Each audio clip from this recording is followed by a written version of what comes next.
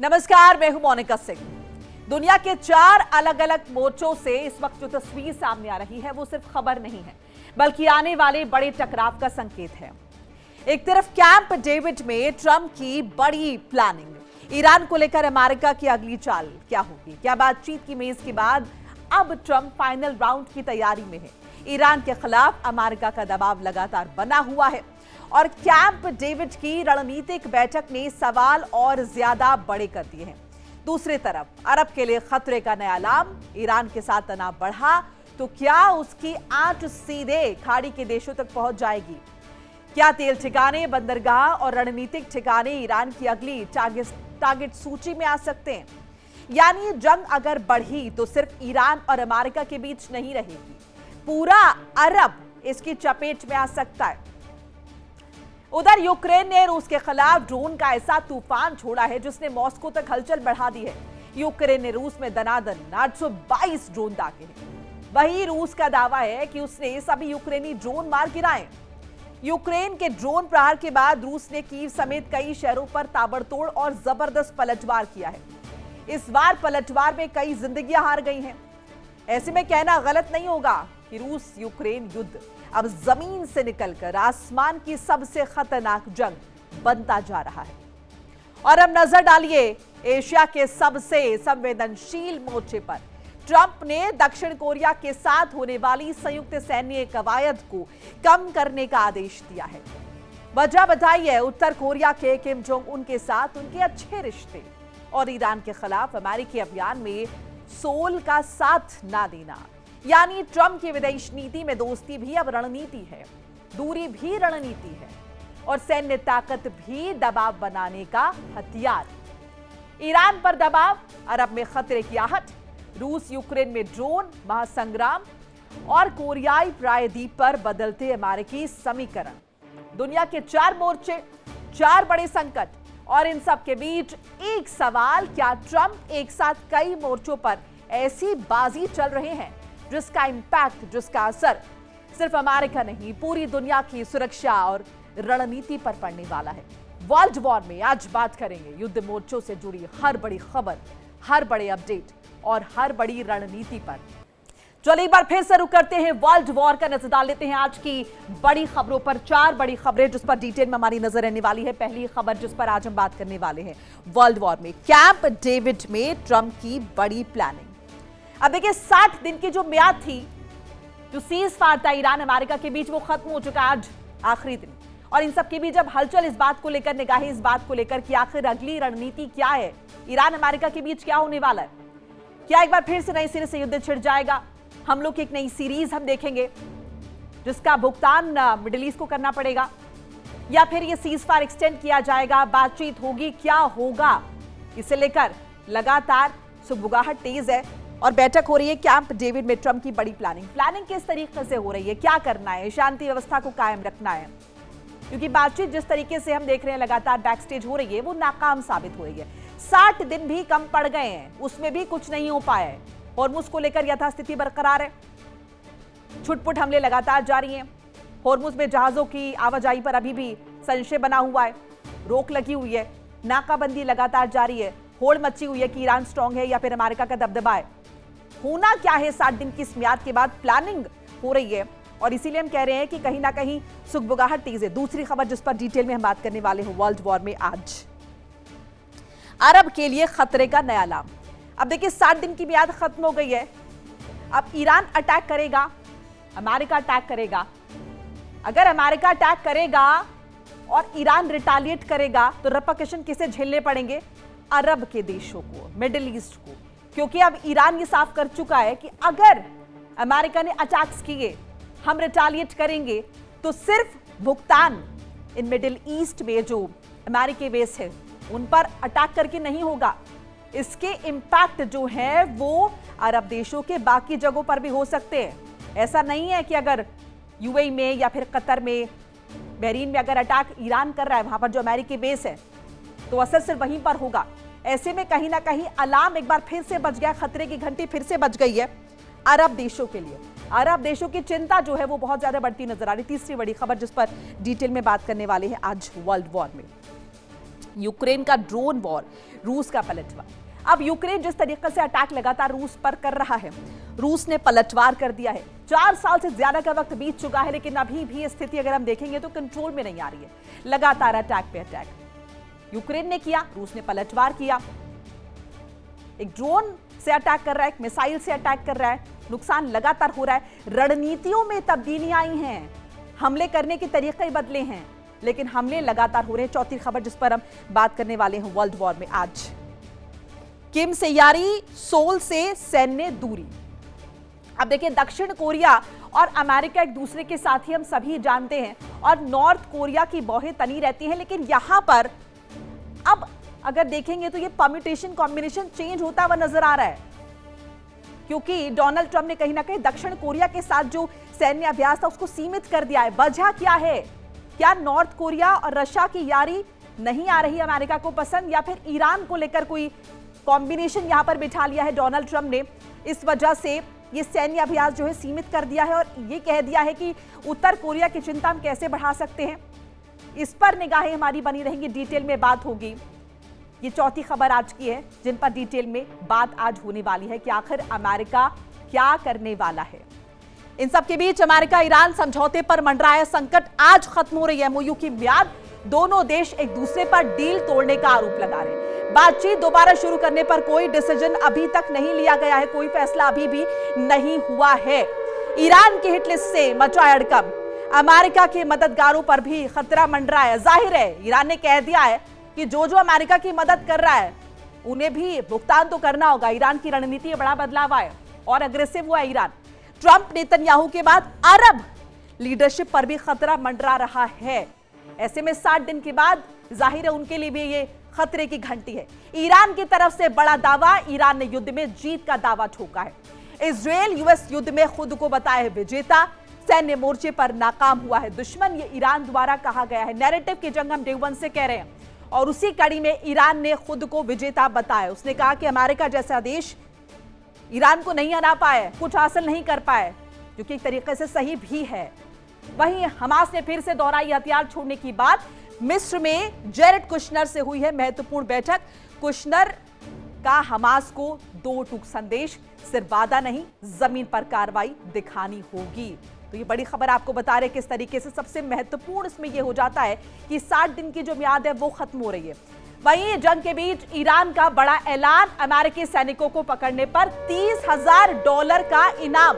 Iran के army chief Aamir Hatami ने इनाम का ऐलान कर दिया। वित्तीय मदद के लिए बड़ी संख्या में रिक्वेस्ट मिलने का दावा, ईरान के ऐलान से टेंशन बढ़ गई है। अब देखिए, ऐसे तो हमने कई पोस्टर्स जो हैं और ऐलान ईरान में देखे हैं जहां पर डोनाल्ड ट्रंप को लेकर ऐलान किया गया है, डोनाल्ड ट्रंप के खिलाफ जो है विद्रोह छेड़ा गया है। लेकिन अब ये एक नया आप देख रहे हैं अपडेट, जिसमें अमेरिकी सैनिकों को पकड़ने पर ऐलान जो है वो अमेरिका की तरफ से माफ कीजिएगा ईरान की तरफ से कर दिया गया है। लेकिन इसके लिए ईरान पैसा कहां से लाएगा, ये भी बड़ा सवाल है।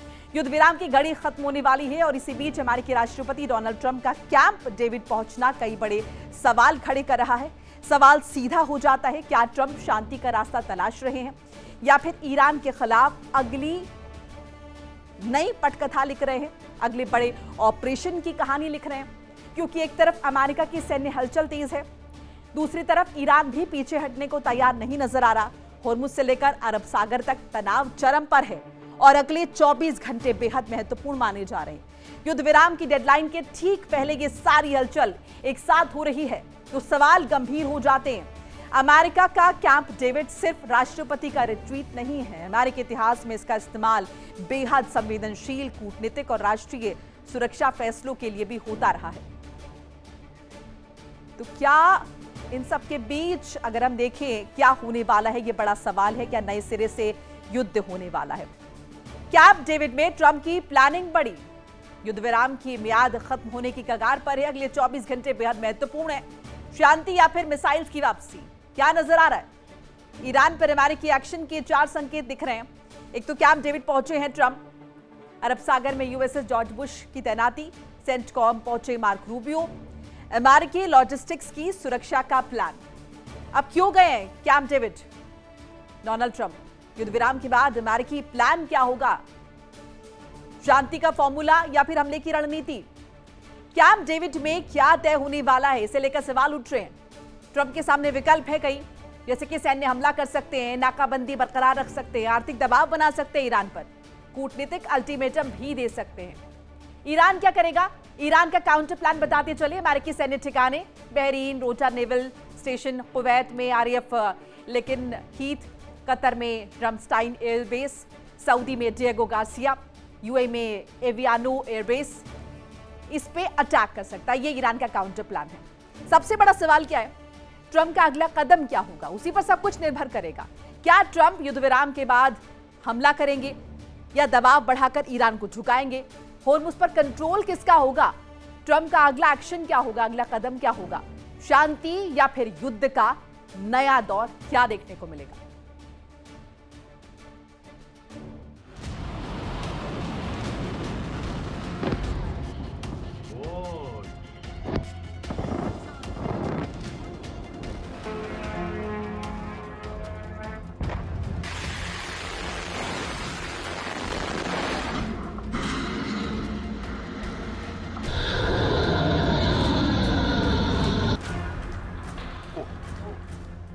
मैरीलैंड की पहाड़ियों के बीच मौजूद कैंप डेविड अमेरिकी राष्ट्रपति का वो ठिकाना है जहां कैमरों से दूर बैठकर बड़े फैसलों पर मंथन होता है।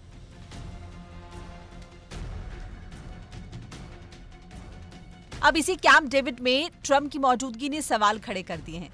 क्या ईरान के खिलाफ अगली रणनीति यहीं तैयार हो रही है? क्योंकि अमेरिका और ईरान के बीच समझौते को फिर से जिंदा करने की कोशिशें फिलहाल ठहराव में हैं।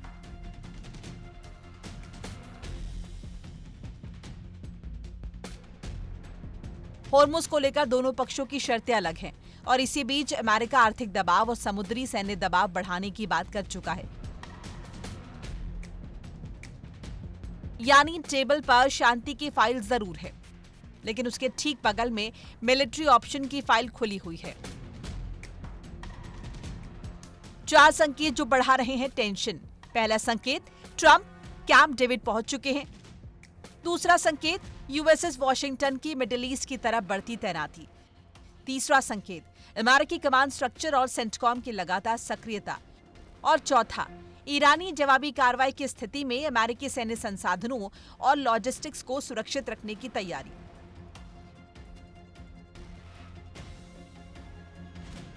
यूएसएस जॉर्ज वॉशिंगटन के मिडिल ईस्ट की ओर बढ़ने की रिपोर्ट सामने आई है, जहां वो लंबे समय से तैनात यूएसएस अब्राहम लिंकन की जगह लेने की तैयारी में है।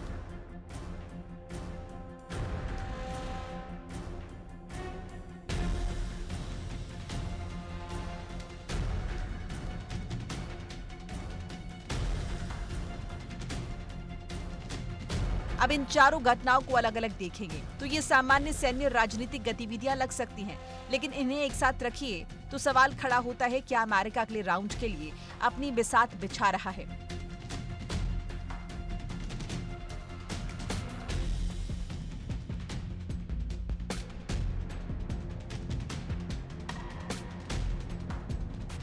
ट्रंप के सामने सबसे बड़ी चुनौती है ईरान को झुकाना, लेकिन अमेरिकी सैनिकों को बड़े नुकसान से बचाना, और इसके लिए विकल्प सिर्फ मिसाइल्स नहीं है। सैन्य दबाव, समुद्री नाकाबंदी, आर्थिक प्रतिबंध, तेल निर्यात पर चोट और कूटनीतिक अल्टीमेटम।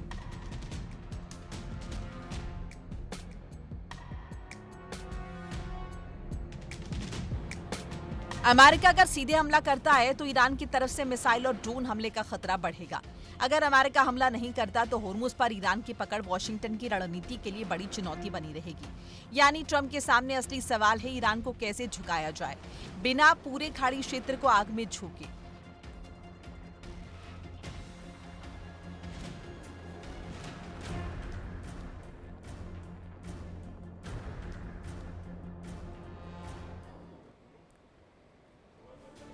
चलिए अब एक दूसरे फ्रंट की बात करते हैं। यूक्रेन ने रूस पर ऐसा ड्रोन अटैक किया है जिसने मॉस्को से लेकर रोस्तोव तक हड़कंप मचा दिया है। इस पर डिटेल में बात करेंगे। यूक्रेन ने रूस पर ऐसा अटैक किया है, ऐसा ड्रोन अटैक किया है जिसने मॉस्को से लेकर रोस्तोव तक हड़कंप मचा दिया है। आसमान में ड्रोन का सैलाब था और जमीन पर तबाही का मंजर।